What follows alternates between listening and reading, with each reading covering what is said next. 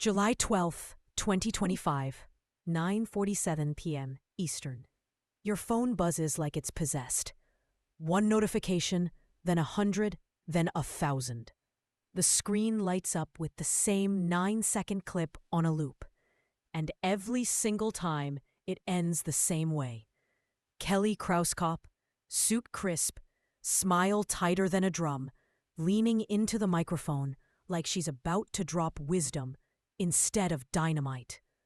"We want an enduring brand," she says, voice smooth as corporate ice. Like Apple, we can't be too dependent on any one foundational player. Cut to black. Cut to silence. Cut to the internet detonating. Because the foundational player she just shrugged off like a quarterly expense is the same woman who dragged the Indiana Fever out of the graveyard.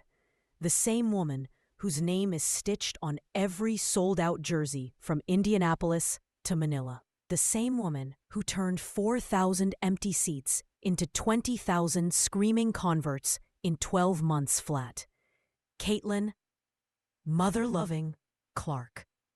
And 2 minutes ago, right as that cull hit 1 billion views, Kelly Krauskopf's entire X account vanished. Poof. Gone.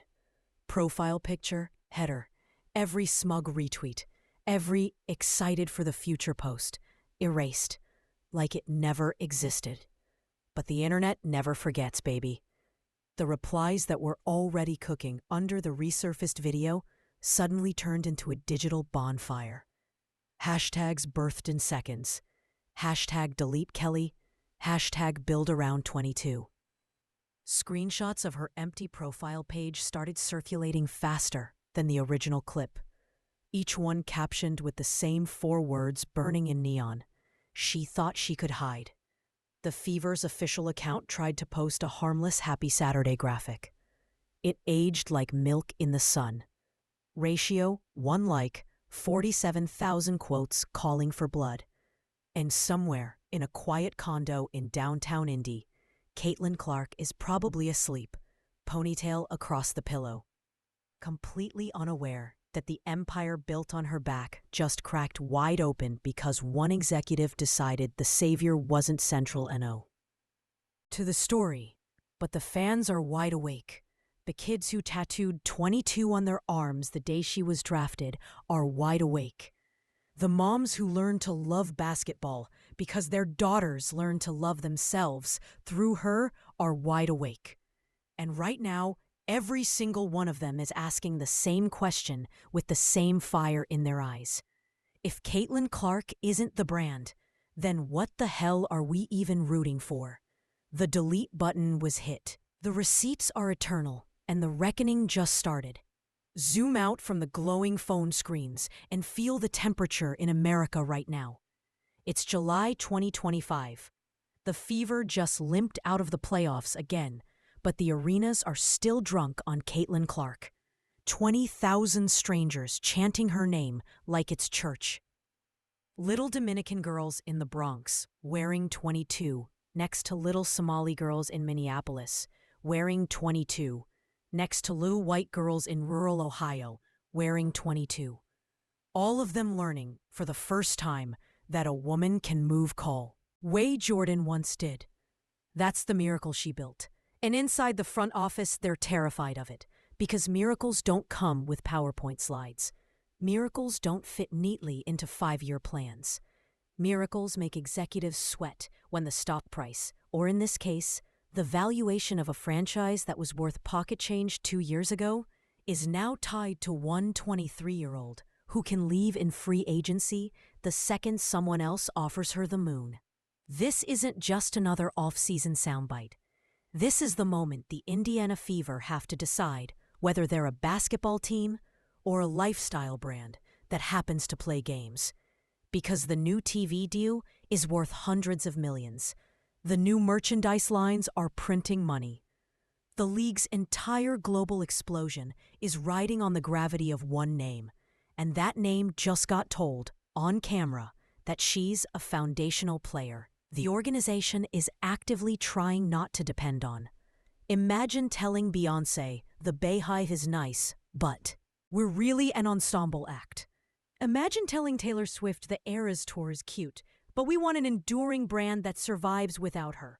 That's what Kelly Krauskopf just did. And the second that clip hit timelines tonight, the stakes went nuclear. Because Caitlin Clark isn't locked in forever. Her rookie deal has an out. New York has cap space and a skyline. Vegas has residency money and a spotlight that never blinks. Chicago has legacy and a fan base that would build statues overnight. Every major market on Earth is watching this like wolves watching a wounded deer. One wrong word, one more hint that Indiana sees her as a replaceable widget instead of the second coming, and the greatest homegrown talent in WNBA history could be gone. Taking the sold-out crowds, the billion-dollar buzz, the little girls who finally believe with her. The Fever thought they were protecting themselves from overdependence. Instead, they just handed every rival GM a recruiting pitch on a silver plate. And right now, as Kelly Krauskopf's deleted profile pic becomes the most shared meme on the internet, the entire sports world is holding its breath for one question nobody in that front office seems brave enough to answer. If Caitlin Clark isn't the brand you build everything around, then what exactly are you planning to sell when she's gone? The timer just started, and the clock is not on Caitlin's side. It's on theirs. Meet Kelly Krauskopf, the woman who once walked into half-empty gyms in the late 90s carrying the WNBA on her back like it was a newborn baby nobody else believed would survive. Back then, she was a pioneer, a hero, the kind of suit who fought for every sponsor dollar while Tamika Catching's posters peeled off the walls from humidity. She earned her flowers. She earned her rings with the Pacers. She earned the right to come home in 2024 as the Fever's president and be greeted like returning royalty. But royalty forgets what hunger feels like. Fast forward to press conference podium, October 2024. The lights are hotter. The room is packed. The questions are softballs wrapped in gratitude. She's supposed to be basking in the miracle. Instead, she's clutching that microphone like a shield, eyes darting, voice clipped with something that looks a lot like resentment dressed up as vision. Because somewhere along the line, the pioneer turned into the gatekeeper. She watched Caitlin Clark do in one rookie season what 20 years of league begging couldn't: fill arenas, crash websites, make grandmothers in Croatia spell Iowa correctly. And instead of falling to her knees in gratitude, Kelly started doing math. Dangerous math. The kind that whispers, what if she gets hurt? What if she leaves? What if this whole empire is just one girl in a ponytail? So the plan was born. Diversify the shine. Spread the credit. Make sure the brand survives the star. Classic corporate playbook. Except the star isn't a stock option. The star is the reason the stock exists. Look at the receipts. The quiet meetings where marketing begged for more Caitlin content and got told, we're bigger than one player. The coaching staff instructed to balance the offense until the offense forgot how to breathe. The veteran players quietly assured their minutes were safe because we can't let one rookie dominate the narrative. The Apple analogy rehearsed in mirrors, like it was gospel instead of gaslight. She told herself it was smart, sustainable, mature. She told herself the fans would understand. But fans aren't spreadsheets. Fans are the little black girl in Gary who saved allowance for courtside seats. The immigrant dad in Fishers who learned English watching Fever highlights with his daughter. The queer kid in Terre Haute who finally saw someone feminine and ferocious dominate without apology. Kelly looked at the revolution Caitlin started and saw a liability. She looked at the future and tried to put it on a leash. And tonight, ... When that 9-second clip rose from the grave like a zombie with perfect Wi-Fi, every single person who ever felt too big for someone else's box saw their own story in Caitlin's silence. Kelly Krauskopf built women's basketball once. Now she's trying to shrink it back down to size. But empires built on diminishing miracles have a way of crumbling the second the miracle decides she's done being small. And somewhere in the dark, a countdown just started. Tick-tock, Kelly. The girl you tried to diversify away, she's about to remind you who really built this house. But let's talk about the girl Kelly Krauskopf just tried to shrink into a footnote. Because Caitlin Clark didn't arrive in Indianapolis by accident. She was sent. Start in a 2-car garage in West Des Moines, where the winters bite harder than the critics ever could. A little white girl with a grown woman jumper and a dad who believed dreams don't care about zip codes. Every made 3 was a promise. I will not stay small. Someone else can stay comfortable. High school coaches told her she was just a shooter. College recruiters whispered she'd never guard anyone. She collected every doubt like kindling, then lit the entire sport on fire with it. Iowa became holy ground because she made it that way. Carver Hawkeye wasn't an arena, it was a cathedral. And every Logo 3 was a sermon on what happens when you refuse to apologize for brilliance. She turned cornfields into pilgrimage sites. She turned "girls don't play like that" into a punchline the whole world laughed at together. And when the WNBA finally called, she didn't come begging. She came carrying an entire generation on her back. Little black girls who saw themselves in her fearlessness. Little brown boys who learned women could be superheroes too. Little trans kids who finally heard someone say basketball is for everybody and meant it. She showed up and the league's economy changed overnight. Empty seats became endangered species. League. Past servers begged for mercy. Merchandise trucks ran out of 22s before they reached the loading dock. And still, through every sold-out night, every record, every "she's just a rookie" side-eye, she stayed scarily calm. No subtweets, no tantrums, just that quiet Midwestern steel that smiles while it sharpens the blade. Because she learned early that when the world keeps trying to cut you down to size, the only defense is to grow so large they have to look up.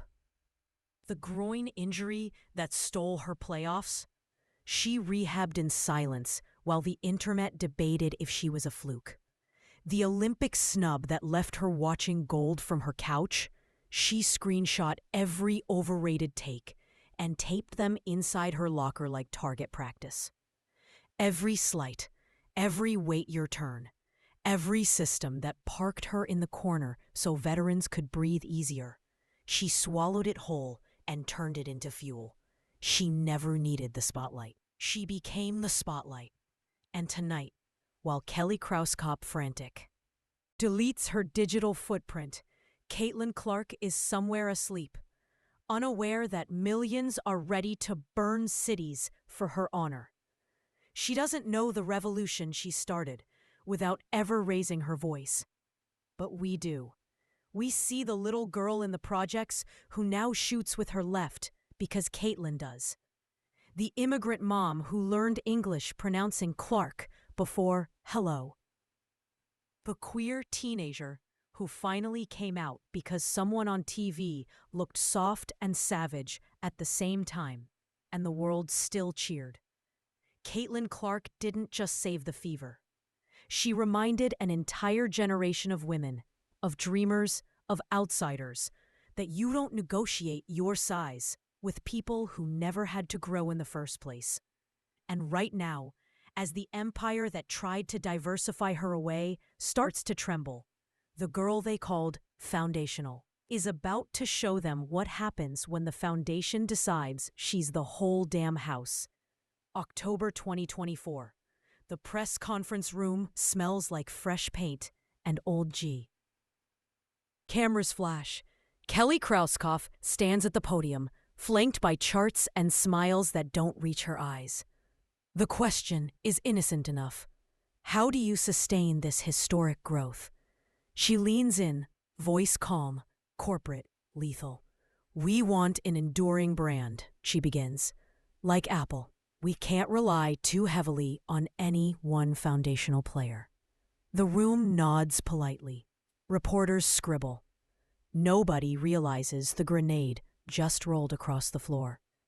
Fast forward 9 months, July 12th, 2025. That same clip is everywhere. TikTok stitches it with slow-motion shots of empty seats pre-Caitlyn. Twitter Spaces dissect every syllable like it's the Zapruder film.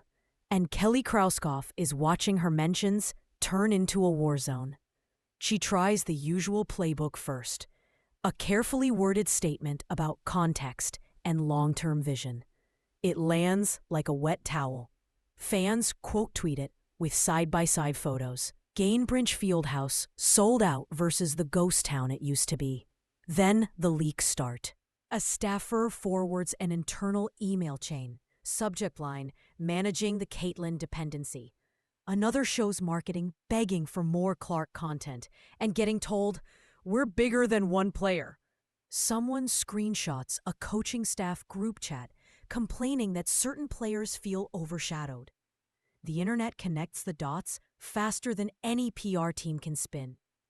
Kelly goes on local radio the next morning, voice tight, trying to laugh it off. People are taking this out of context. We love Caitlyn. She's family.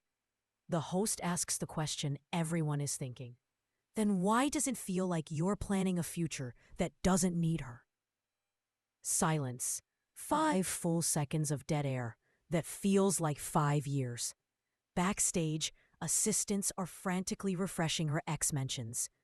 The ratio on her last post is catastrophic. Someone suggests taking a social media break.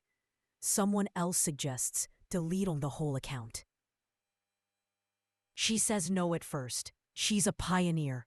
She doesn't run. But the replies keep coming. Little girls posting videos crying because they thought Caitlyn was wanted. Dads canceling season tickets they waited decades to afford. A viral thread from a black mom in Indy. You built nothing without the women who came before. She built everything on top of it. And now you want credit for the view? By nightfall, the pressure is unbearable.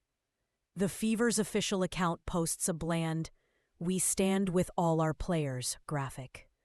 It gets buried under a tidal wave of #BuildAround22. Kelly sits alone in her office, lights low, scrolling through the carnage. One final notification pops up. A direct message from a 12-year-old with a 22 jersey profile pic. My mom said you don't want Caitlyn anymore. Is that true? She stares at the screen. Her thumb hovers. Then the profile picture disappears. The header disappears. The entire account. Years of posts, championship photos. Carefully curated legacy. Gone in one click.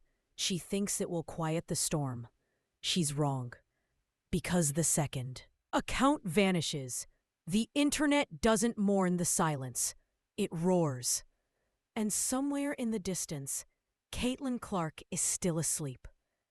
But the world she woke up, it just decided it's done whispering. July 13th, 2025, 8:03 a.m. Caitlyn Clark finally wakes up. One look at her phone, and even she, queen of the unbothered, lets out a soft "oh." She doesn't post a single word. She doesn't have to. The world is already doing it for her. A 17-year-old in Atlanta stitches the Apple clip with a slow zoom on empty pre-Caitlyn seats, then cuts to packed Gainbridge, voiceover calm and devastating. This is what foundational looks like. 4.2 million views in an hour. Aja Wilson goes live wearing a vintage Iowa 22, arms crossed, smiling like a big sister who just watched the bully get decked. Some people build the house. Some people just collect rent. Know the difference. LeBron drops a single tweet. A picture of a packed arena with the caption, "This is the iPhone." 1.8 million likes before. Breakfast. Then the receipts start raining. Someone leaks the 2023 attendance spreadsheet. 4,118 average. Then the 2024 column. 17,034. Someone else drops the merch report. 78% of all Fever revenue tied directly to Clark's name and likeness. A third whistleblower posts the sponsor deck that literally has Caitlin Clark effect in 72-point font on slide 2. The front office tries to convene an emergency Zoom. Half the staff can't log in because their passwords mysteriously stopped working overnight. Rumor is the IT guy's daughter wears 22 to bed. By noon, the hashtags have evolved past anger into prophecy. Hashtag thank you Caitlin trends above everything else on the planet. Not rage, gratitude. Millions of posts that all say the same thing in different languages. You saw us. You saved us. We see you. Kelly Krauskopf's deleted account becomes its own meme. People Photoshop tombstones, missing person posters, the Thanos snap. Someone overlays her old Pioneer photos with the caption, "She built." The League then tried to unbuild its future. The Fever's official Instagram tries damage control with a throwback photo of Tamika Catchings.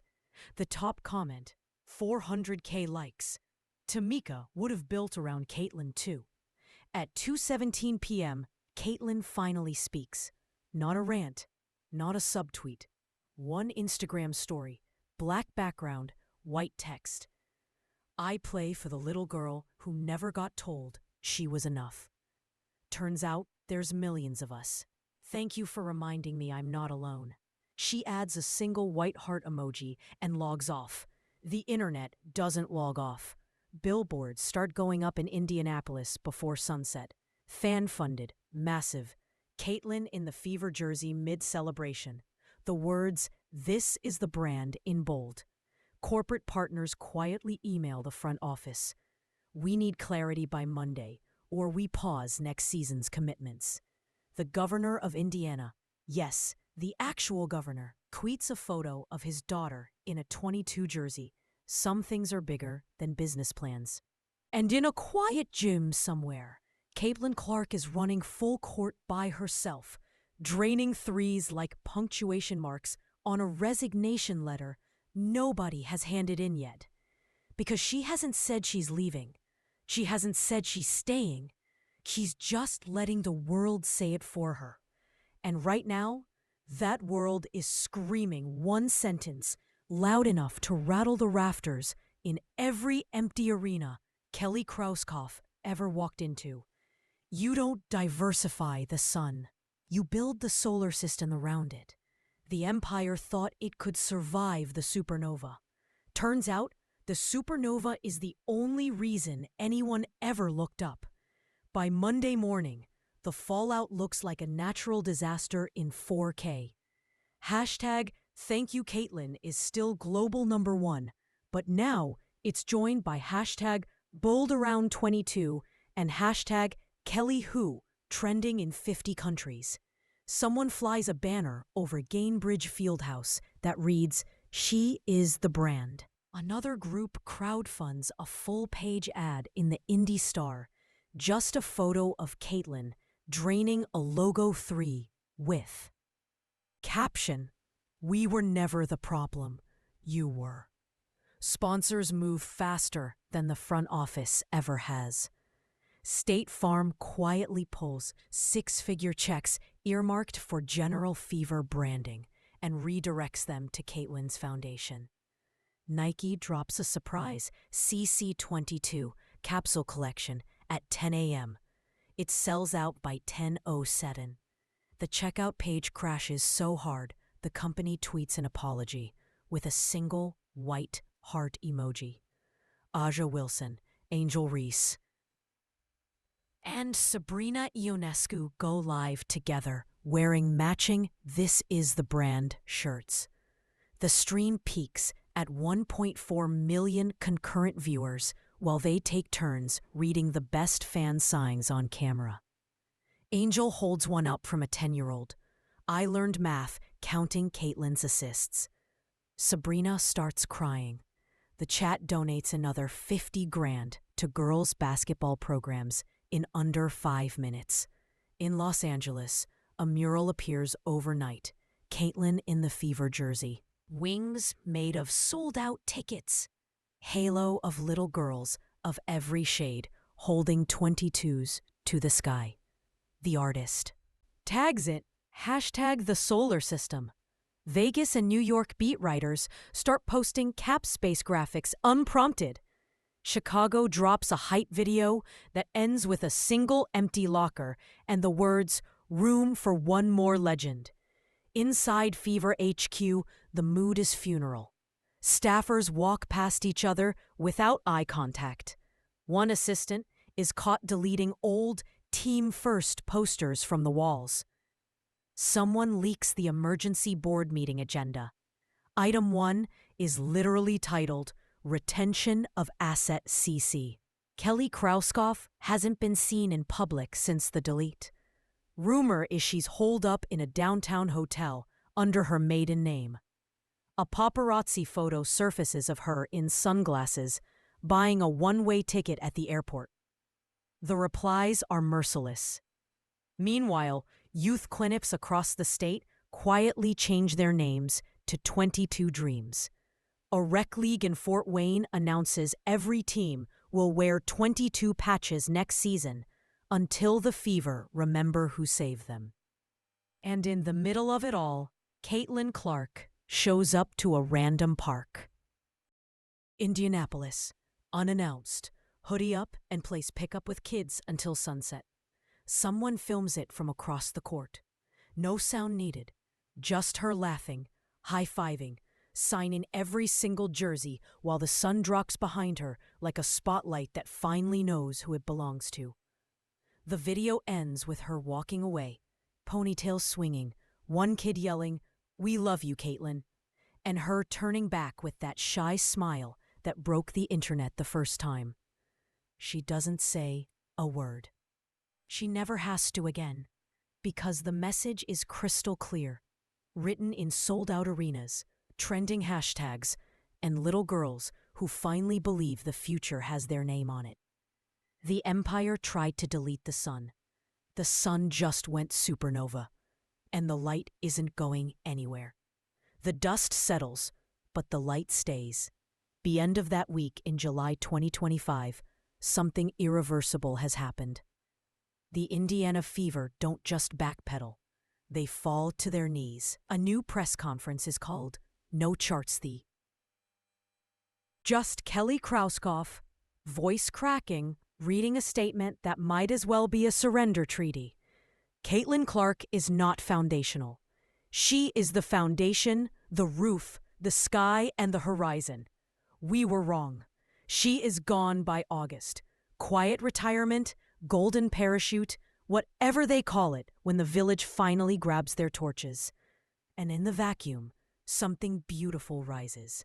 Caitlin signs the richest rookie extension in league history. But the real money is in the fine print. Full creative control of Fever marketing, a seat at every major decision table, and a mandate written into the contract that every home game will open with a spotlight on a different little girl from the stands wearing 22, because the brand belongs to them now. Gainbridge Fieldhouse gets renamed, unofficially at first, then officially. The house that 22 built. Across the country, franchises take notes. Vegas builds their whole pitch deck around Aja. New York finally admits Angel is the only reason Anne cares. The league quietly rewrites every Team First handbook to include a new chapter titled, "When Your Star is the Sun, You Don't Ask Her to Share the Sky." And the little girls, They never have to wonder again. The black girl with the fresh braids, who used to hide her jumper because girls don't shoot like that. The Latina kid whose dad works 3 jobs so she can play AAU. The trans girl who was told sports weren't for her body. The white girl from the trailer park who was told ambition was unladylike. They all look up at the same billboard now. Caitlyn mid-celebration, arms wide, the words, "This is what foundational looks like," glowing underneath. They understand, deep in their bones, that someone finally fought the fight they were too small to fight yet. That when the world tries to diversify you away, you don't shrink, you shine harder. This is the new American gospel. Written in sold-out seats and viral tears, and little girls who fall, asleep clutching jerseys like teddy bears. Greatness isn't a liability. It's the whole damn point. You don't build an enduring brand by dimming the light that made people look up in the first place. You build it by handing that light the keys and saying thank you for showing up when nobody else did. Caitlin Clark didn't just save the fever. She reminded every dreamer, every outsider, every kid who ever felt too much for someone else's comfort zone, that the future isn't waiting for permission. It's waiting for you to refuse to be anything less than everything you already are. And when that day comes, when they try to tell you you're just foundational, you look them dead in the eye, smile that quiet Midwestern smile, and let the whole world answer for you. Because some fires aren't meant to be managed. They're meant to be followed. And we're all following her now, straight into tomorrow, where every little girl gets to be the whole damn sun. So here we are, 1 week later. Front office is still picking pieces of their old playbook out of the rafters. Kelly Krauskopf's delete button couldn't erase the truth, and Caitlin Clark never had to say a single angry word to win the war. She just kept being the sun, and the empire that tried to diversify her away got burned to the ground by its own shadow. That's the whole story, babies. One woman, one quiet refusal to be anything less than everything she already is. And an entire franchise learned the hard way. You don't build around greatness when it shows up.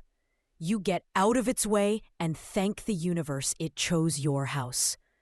If this lit something in your chest, if you felt seen when Caitlin reminded the world that some lights aren't negotiable, then do what the revolution always does. Pass it on. Smash that subscribe button like it owes you money. Turn on notifications because we are never again letting these moments happen in silence. Drop your own "they tried to dim me and I shone harder" story in the comments. Comments. I read every single one, and together we're building the loudest, brightest army women's sports has ever seen. Like this video until the algorithm begs for mercy.